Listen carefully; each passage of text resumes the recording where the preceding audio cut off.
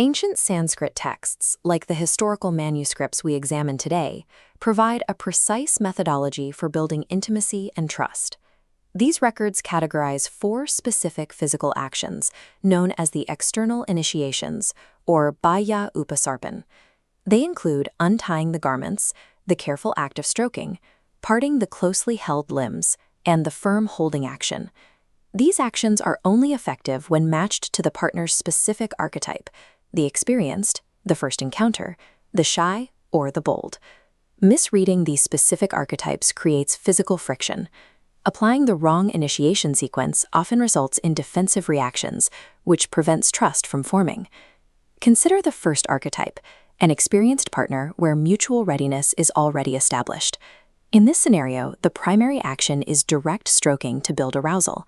This diagram highlights the 3 physical zones for this initiation: the armpits, the thighs, and the breasts.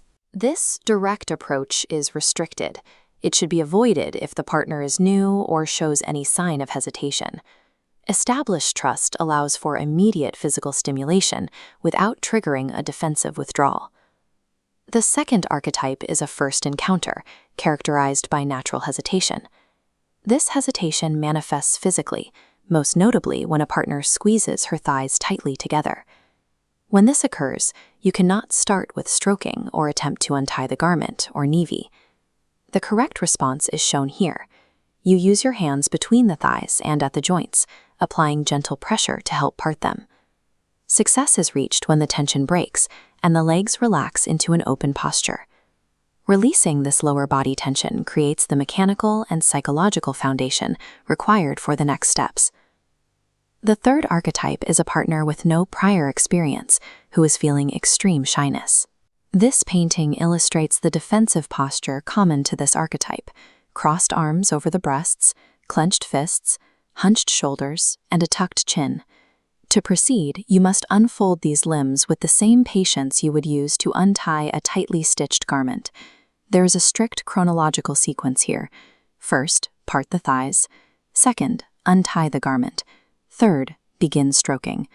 The ancient texts cite Queen Damayanti, who reflexively guarded her breasts with her hands, as an illustration of this natural instinct to hide.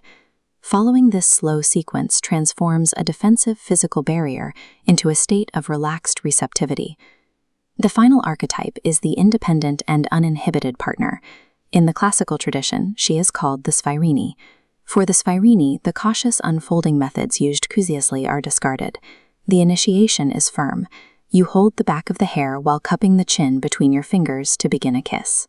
Unlike the shy partner, the Sphairini will not pull away or close her eyes during this firm contact.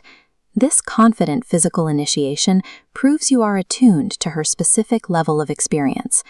We have now covered the 4 techniques: untying garments, stroking, holding the hair or chin, and parting the limbs. The effectiveness of these actions relies on matching them to the partner's archetype. When these conditions are met, physical hesitation is neutralized and the partner is relaxed. Mastering these 4 external steps is the necessary requirement to reach the next phase of intimacy and the kiss.